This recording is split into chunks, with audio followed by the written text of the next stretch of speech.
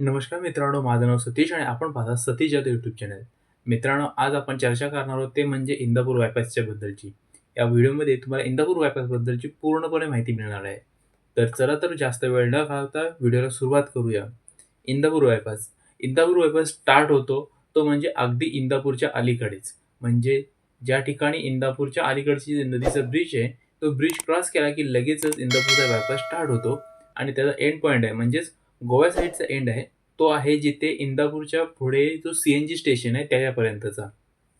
तिथपर्यंत इंदापूरचा bypass हायवेला connect होतो. म्हणजेच इंदापूर बायपासचा मुंबई एंड आहे तो आहे इंदापूरच्या अलीकडे जो नदीचा ब्रिज आहे, त्या ठिकाणापासून जो इंदापूरचा सीएनजी स्टेशन आहे, त्याच्यापर्यंत इंदापूर बायपासचा एंडिंग पॉइंट आहे. यानंतर जर लांबीचा विचार केला, तर जुना हायवे होता, जो जुना महामार्ग होता, जो इंदापूर शहरातून जातो, त्याची लांबी आहे ती अंदाजे 5 किलोमीटरची आहे. म्हणजे जो बायपासला जर कंपेअर केलं तर, जिथून स्टार्ट होतो आणि जिथे एंड होतो तिथपर्यंतचं 5 किलोमीटरचा आहे आणि जो नवीन बायपास होणार आहे, तो अंदाजे 5.5 किलोमीटरचा आहे. हा अंदाजे अंतर सांगितलेलं आहे कारण का अजून पूर्णपणे काम झालेलं नाही. जेव्हा होईल तेव्हा अंदाजे 5.5 किलोमीटरचा असेल. म्हणजे जवळ-जवळ सेमच आहे कारण का तो पूर्णपणे पॅरलल गेलेला आहे ह्या हायवेला. त्यामुळे जास्त काही अंतराचा फरक पडत नाही.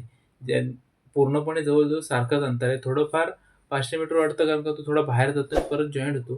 त्याच्यामध्ये फक्त थोडा अंतर वाढतो. तेच फक्त जास्त अंतर गेलेलं आहे एक अर्धा किलोमीटरचं. नाहीतर सेम टू सेम अंतर आहे दोन्ही हायवेचं.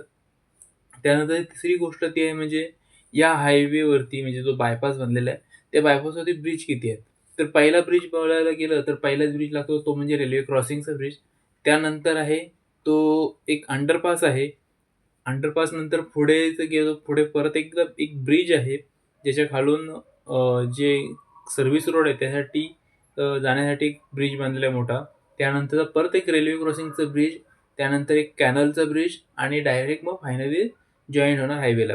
अशा प्रकारचे रेल्वेचा, कॅनलचा, एक अंडरपासचे 2 आणि एक रेल्वे क्रॉसिंगचा दुसरा ब्रिज.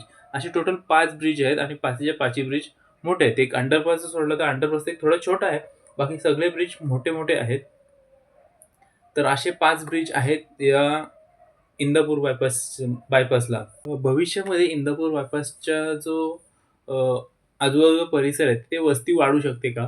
तर इंदापूर बायपासचा जो अर्धा जो पॅच आहे, म्हणजे सुरुवातीला मुंबई एंडचा जो पॅच आहे, जिथपासून इंदापूर बायपास स्टार्ट होतो, त्या जवळ अर्ध्या बायपासच्या आजूबाजूला अजूनही वस्ती आहे. जो पुढचा पार्ट आहे, त्याच्या बाजूबाजूला सुद्धा वस्ती वगैरे वाढण्याची काही चिन्ह आहेतच.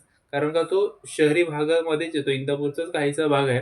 थोडा गेल्यानंतर थोडासा ग्रामीण भाग चालू होतो. तिथे मग नदी आहे, एका साईडला रेल्वे स्टेशन आहे. तर शेवटचा जो भाग आहे ना, तिथे एवढी लोकसंख्या वाढेल की नाही सांगू शकत नाही लोकवस्ती. पण जो सुरुवातीचा भाग आहे तिथे नक्कीच वस्ती वगैरे वाढू शकते. त्यानंतर अजून का वेळ लागतोय? अजून किती वर्षे लागू शकतात कामाला? तर त्याचं उत्तर हेच आहे की आता रेल्वेचं मध्ये इलेक्ट्रिफिकेशनचं वर्क झालं. त्यामुळे जे इलेक्ट्रिक केबल गेलेले आहेत, त्यांचे जे खांब आहेत, ते आता बायपासच्या ब्रिजच्या मध्ये येतायत. त्यामुळे बायपासच्या ब्रिजचं काम थोडंसं रखडलेलं आहे आणि नक्कीच ते आता ह्या वर्षी तर होणं शक्य नाही, कारण का मोठे-मोठे ब्रिज आहेत ते बांधायचे.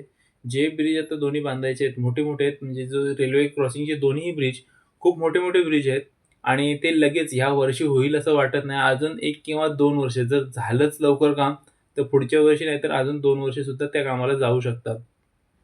जशी की आजपर्यंतची हिस्ट्री आहे मुंबई-गोवा महामार्गाची, त्याचा विचार केला तर जास्त सुद्धा वर्ष जाऊ शकतात. पण जर झालंच एकदम जर मनावरती घेतलं आणि करायचं ठरवलं, तर पुढच्या वर्षी आपल्याला इंदापूर बायपास तरी मिळू शकतो.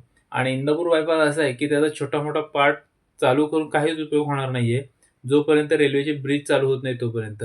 तसं जर माणगाव बायपासचा विचार केला, तर त्याचा अर्धा पार्ट चालू करून पुण्यावरून येणारी ट्रॅफिक फिरवू शकत होतो. पण इंदापूर बायपासला दोन्ही एंडला मोठे-मोठे रेल्वे क्रॉसिंगचे ब्रिज आहेत. आणि ते जोपर्यंत होत नाही, तोपर्यंत काही त्याचा उपयोग होणार नाही. त्यामुळे पहिले रेल्वे क्रॉसिंगचे ब्रिज बांधावे लागतील, तेव्हाच इंदापूर बायपास चालू होईल आणि तेव्हाच मुंबई-गोवा महामार्गाची ट्रॅफिक कमी होऊ शकते.